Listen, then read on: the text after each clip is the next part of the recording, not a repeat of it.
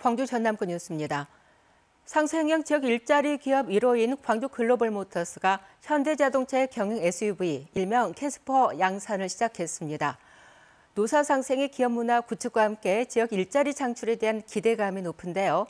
지속 가능성을 위한 과제도 남아 있습니다. 보도에 최송현 기자입니다. 국내에서 23년 만에 새로 들어선 완성차 공장, 광주 글로벌모터스가 생산한 현대자동차의 경영 SUV 캐스퍼가 일반에 공개됐습니다. 위탁 생산 전문 공장인 광주 글로벌모터스는 법인 설립 2년 만에 본격 양산을 시작했습니다.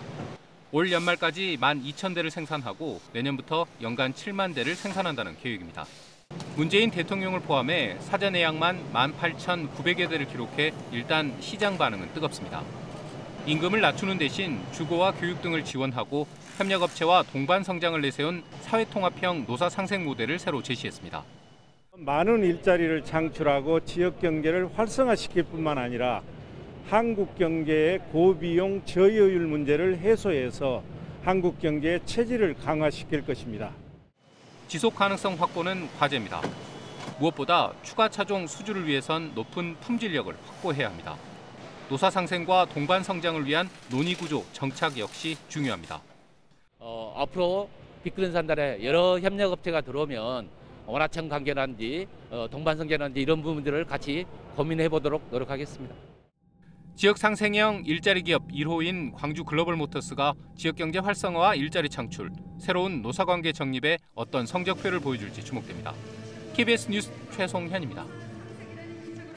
KBS 광주동 광주 전남북 8개 지상파 방송사가 공동 주최하는 더불어민주당 대선 경선 후보자 토론회가 오늘 진행됩니다. 호남권 순회 경선을 앞둔 민주당 대선 후보들은 오늘 오후 5시 30분부터 90분 동안 진행되는 TV 토론에서 지역 정책과 비전을 놓고 치열하게 맞붙을 예정입니다. 토론회는 KBS 1TV를 통해서 생중계됩니다. 어제 하루 광주 전남에서 코로나19 신규 확진자 21명이 발생했습니다. 광주에서는 광천구의 외국인 대상 검사와 관련해서 4명이 확진됐고 확진자가 잇따라 나온 한 물류센터와 연관된 확진자도 3명이 느는 등 13명이 신규 확진됐습니다. 전남은 기존 확진자의 접촉자 6명이 확진 판정을 받았고 감염 경로가 확인되지 않은 확진자도 2명이 발생하는 등 8명이 확진됐습니다. 추석을 앞두고 치솟는 장바구니 물가에 성수품을 장만하려면 서민 가계 부담이 이만저만이 아닙니다. 이런 가운데 해양수산부와 농식품부가 체감 물가 안정을 위해서 전통시장 등에서 주요 성수품 할인 행사를 진행해 좋은 반응을 얻고 있습니다. 윤주성 기자가 보도합니다. 추석을 앞두고 한 도매시장에 수산물을 사려는 사람들의 발길이 이어집니다. 이 시장에서 명태나 조기 등의 추석 성수품을 장만하면 구매 금액에 따라 5,000원에서 최대 2만 원을 상품권으로 돌려받을 수 있습니다. 생각지 못한 상품권 환급 행사에 시장을 찾은 사람들의 마음은 한결 가벼워집니다. 이걸로 충분하게 뭐 한 가지라도 사갈 수 있잖아요. 더 사갈 수 있고 이렇게 이벤트를 하니까 더 좋고 행복합니다. 해양수산부와 농림축산식품부의 추석 농축수산물 할인 행사의 하나로 광주 전남 지역에서는 양동과 말바우, 서부도매시장, 그리고 목포 청호시장 등 5곳에서 오는 19일까지 계속됩니다. 농축산물 상품권 환급 행사는 양동과 대인, 남광주 해뜨는 시장 등 6곳에서 22일까지 진행됩니다. 코로나19로 가뜩이나 어려운 경제 상황에서 할인 행사는 서민들뿐 아니라 시장 상인들에게도 큰 도움이 되고 있습니다. 이런 것들 많이 참여하시고 또 잊지 않고 항시럽게 저희들한테 이렇게 이제 품목을 적어달라고 이렇게 갖고 가셔갖고 응모에 동참하시고 그러니까 저희 매출도 지금 앞으로 남은 기간에 많이 양상되리라고 생각합니다. 광주 양동시장 상인회 등은 상품권 예산이 소진되거나 추석 명절 당일 등에는 행사를 진행하지 않을 수 있다며 사전에 확인해달라고 당부했습니다. KBS 뉴스 윤주성입니다. 올해 추석 차례상 비용은 평균 29만 7천 원으로 나타났습니다. 농수산식품유통공사가 지난 14일 현재 전국 17개 전통시장과 27개 대형 유통업체를 조사한 결과 추석 차례상 차림 비용은 평균 29만 7천 원이고 전통시장은 25만 4,200원으로 대형 유통업체보다 8만 7천 원이 저렴한 것으로 집계됐습니다. 농수산식품유통공사는 전통시장의 차례상 비용은 지난해보다 4.1% 상승했지만 정부의 수급 안정 대책과 할인 행사 등으로 0.3% 하락했다고 밝혔습니다. 여수안 해안가에서 물고기 2만여 마리가 떼죽음한 채 발견됐습니다. 일부 주민들은 방조제에서 유입된 물이 폐사 원인으로 작용했을 것으로 추정하고 있는 가운데 여수시가 조사에 나섰습니다. 손준수 기자입니다. 해안선을 따라 허연 배를 드러낸 물고기들이 줄줄이 누워 있습니다. 몽어라고도 불리는 새끼 숭어로 어른 손으로 한 뼘 길입니다. 폐사한 물고기를 담은 마대가 수십 자루가 넘을 정도로 물고기들이 떼죽음을 당했습니다. 주민들은 며칠 전 이뤄진 저수지 방조제 개방이 원인이라고 주장합니다. 민물과 바닷물 교차 지점을 좋아하는 숭어떼가 개방된 방조제 근처로 몰려들었다 오염에 노출돼 죽었다는 겁니다. 모든 오염수들이 전부 다 이 간척지로 모일 수밖에 없습니다. 그때 방류가 동시에 이루어졌습니다. 그 물을 갖다가 전부 다 흡입을 하고 이런 현상이 일어난 걸로 추측이 됩니다. 실제로 주민들은 여수 화양면 일대에 주택단지와 숙박시설 등이 들어선 뒤부터 생활하수 등으로 인한 악취와 수질오염이 심각해졌다며 수차례 민원을 제기하기도 했습니다. 여수시는 수거한 물고기와 바닷물을 남해수산연구소에 조사 의뢰했습니다. 주민들은 물고기 떼죽음 원인을 가려내는 일뿐만 아니라 개발에 따른 환경오염 실태에 대한 조사가 필요하다며 오염 정화시설 운영 등에 대한 여수시의 관리 감독을 촉구했습니다. KBS 뉴스 손준수입니다.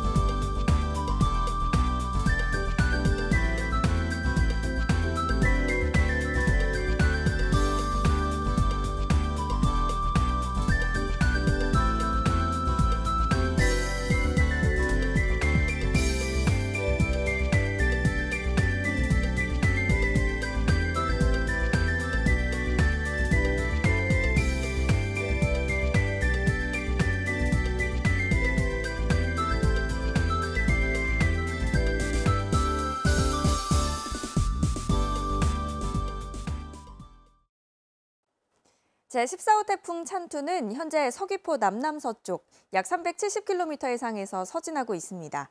기존의 예상 경로보다는 다소 남쪽으로 이동한 모습인데요. 오늘 제주 남쪽 해상을 지나 내일 대한해협을 통과하겠습니다. 광주 전남 지역도 내일까지 태풍의 영향을 받겠습니다. 오늘 오전에 남해안 지역부터 비가 시작이 되겠고요. 오후면 전 지역으로 확대가 되겠습니다. 비는 내일 오후에 그칠 것으로 보이는데요. 특히 오늘 밤부터 내일 새벽까지 전남 동부 지역을 중심으로 비가 강하게 내리겠고 많은 곳은 내일까지 120mm가 넘겠습니다. 남해안을 중심으로는 바람이 무척 강하겠습니다. 거문도와 초도에는 현재 강풍주의보가 발효 중인데요. 내일까지 순간 풍속 초속 20에서 30m 이상의 강풍이 예상됩니다. 다소 더웠던 어제에 비해서 오늘은 기온이 조금 내려가겠습니다.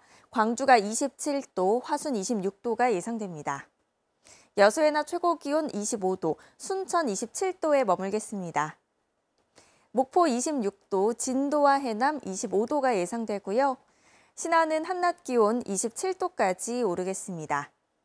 현재 먼바다를 중심으로는 풍랑특보가, 서해남부 먼바다에는 태풍경보도 발효 중인데요. 물결이 최고 7m로 매우 높겠습니다. 일요일부터 차차 맑아지겠고요. 추석 당일인 화요일에 다시 비 예보 나와 있습니다. 날씨였습니다. 내년에 개교하는 한국에너지공대 첫 수시 모집의 경쟁률이 24대 1을 기록한 것으로 나타났습니다. 한국에너지공과대학교가 학부 수시 원서 접수를 마감한 결과 90명을 모집하는 일반 전형에 2,160여 명이, 10명을 모집하는 고른 기회 전형에 240여 명이 지원해서 24대 1의 경쟁률을 기록했다고 밝혔습니다. 한국에너지공대는 오는 11월 19일 1단계 합격자를 발표하고 면접을 거쳐 12월 16일 최종 합격자를 발표할 예정입니다. 오늘 새벽 2시 40분쯤 광주시 화정동의 18층짜리 아파트 5층에서 불이 나서 25분 만에 진화됐습니다. 소방당국은 이 불로 29명이 연기를 마시고 5명이 병원으로 옮겨졌으며 주민 수십 명이 대피했다고 밝혔습니다. 경찰은 아파트 주민 등을 상대로 정확한 화재 원인을 조사하고 있습니다. 경찰이 노조 탈퇴를 이유로 택배 노조가 이른바 갑질을 했다는 의혹에 대해서 본격적인 수사에 나섰습니다. 광주 북부경찰서는 택배 노조가 노조를 탈퇴한 택배 기사의 배송 구역을 일감이 적은 곳으로 변경할 것을 강요했다는 고소장을 접수하고 협박으로 인한 권리 행사 방해가 있었는지에 대해서 관계자 등을 상대로 조사하고 있습니다. 고소장과 관련해서 택배 노조는 입장문을 내고 택배 기사의 구역 변경은 해당 대리점의 자체적인 운영 방식에 따른 결정이라며 노조와 관계없는 일이라고 밝혔습니다. 광주 근로자건강센터의 위탁기관 소속 계약직 직원을 안전보건공단이 직접 고용하라는 광주지방법원의 1심 판결에 대해서 공단이 항소할 것으로 보입니다. 안경덕 고용노동부 장관은 지난 13일 국회 환경노동위원회 회의에서 근로자건강센터와 관련한 불법 파견 문제 해결책을 묻는 정의당 강은미 의원의 질의에 대해서 공단 측으로부터 항소 입장을 보고받았다고 밝혔습니다. 이와 관련해 민변은 최근 논평을 내고 공단이 1심 판결을 겸허히 수용하고 전국 근로자건강센터 직원들을 직접 고용해야 하며 고용노동부도 불법 파견을 더 이상 방치해서는 안 된다고 주장했습니다. 목요일 아침에 함께한 KBS 뉴스를 마칩니다. 고맙습니다.